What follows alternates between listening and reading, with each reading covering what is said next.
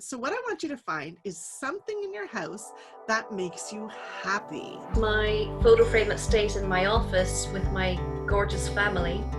So let me come in a bit closer. That's us together in Mumbai. That's my husband Simon and our daughter Simone.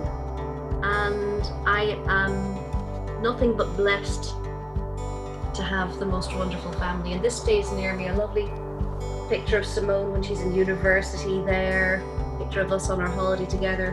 Gorgeous picture of her just looking at cherry blossoms and my little cherry blossom. I have a picture of, this is a picture my father took of me many years ago, and just a little sticky note. He is gone now, and it makes me feel happiness because it just reminds me how much I was loved. So for me, I have this little guy. She's a little teddy bear, a little moose actually, known as Very Brave Moose. And I love Very Brave Moose because I'm a Girl Guide leader. And I bring Very Brave Moose with me to Girl Guides. I actually have 6 of them, and they come camping with me when I bring the girls camping for the first time in the fall. Our girls are 8.5, 9 years old when they come with us, and we have them for 3 years in our unit. And they're sometimes a little nervous. Being in a tent in the woods without your parents is a little bit intimidating. And even more so when you get there and you realize the leaders aren't in the tent with you. You are in a tent with other girls your own age and no grown-ups. Now, of course, the grown-ups are 5 feet away in another tent, and we can hear everything that happens in their tent, but it's still intimidating when you're little to be in that tent. And sometimes round about midnight-ish, 1 o'clock in the morning, I have little voices come to my tent door and say, "Can you call my parents? I want to go home." And that's when I say, you know what? My moose is having a problem too. My moose is normally a very, very brave moose, but at night it's really hard to be brave when you're alone, especially when you're awake and all your tent mates are asleep. So how about, would you do me a favor and take Brave Moose and cuddle up with Brave Moose in your sleeping bag? You don't have to let anyone know that you have Very Brave Moose. You can just hide her away. She's just going to be quietly with you, and see if you and Brave Moose can be brave together. And then in the morning, just sneak her back to me. Nobody has to know that Very Brave Moose was with you last night, and we'll see if you guys can get through the night together. And sure enough, come morning, little girls come sneaking up to me and very surreptitiously hand me the little moose back.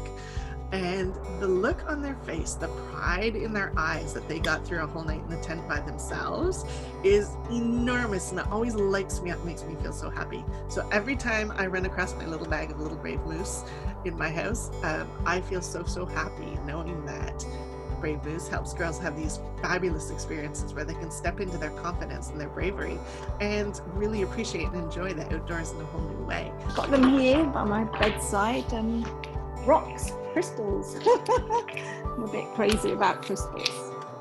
All these crystals. Sometimes I sleep with them under my bed. Yeah, they carry vibrations, frequencies, and they all have different properties. So sometimes when I meditate, I'll hold one and they warm up.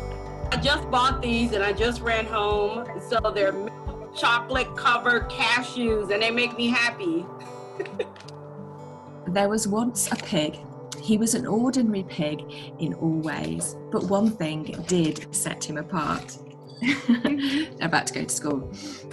This thing was his distaste for mumbling and grumbling that is the natural way with pigs.